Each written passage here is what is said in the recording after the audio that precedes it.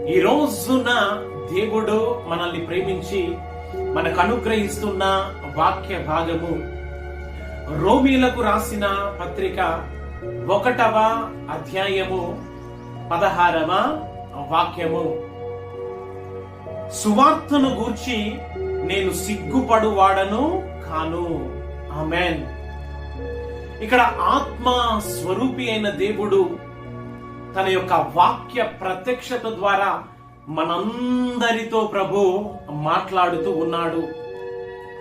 సువార్త ప్రకటించుటకు నేను సిగ్గుపడవాడను కాను అని తన దాసుడైన పౌలు ద్వారా దేవుడు మనందరితో మాట్లాడుతూ ఉన్నాడు. Praise the lord, praise the lord.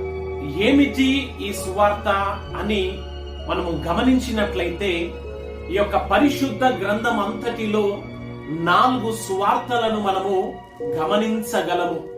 మత్తయి సువార్త, మార్కు సువార్త, లూకా సువార్త, యోహాను సువార్త అని.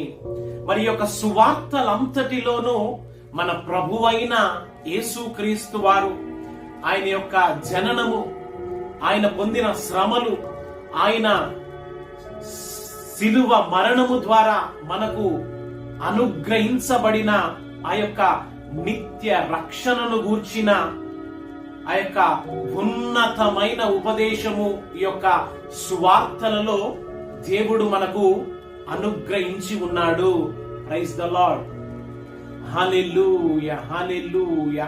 ఈ యొక్క సువార్త అను మాటను మనం గమనించినట్లయితే మన ప్రభువైన యేసు క్రీస్తు వారు ఆయన తన మహిమనంతా విడిచిపెట్టి ఈ లోకములో ఉన్న ఈ యొక్క సర్వ మానవాళి నిమిత్తము ఆయన దిగి వచ్చి ప్రతి ఒక్కరి నిమిత్తము ఆయన మరణించి నిత్య రక్షణను, నిత్య జీవాన్ని అనుగ్రహించిన ఈ యొక్క సువర్తమానము, సువార్త అని మనము గమనించగలము. Praise the lord, praise the lord, praise the lord. మనం గమనించినట్లయితే పరిశుద్ధ గ్రంథమైన బైబిల్లో లూకా రాసిన సువార్త 2వ అధ్యాయము 10వ వాక్యము. ఇదిగో ప్రజలందరికీ కలుగబోవు మహా సంతోషకరమైన సువార్తమానము నేను మీ కొరకు తెలియచేయుచున్నాను. ఆమేన్. ఈ రోజున దేవుడు ఒక మహా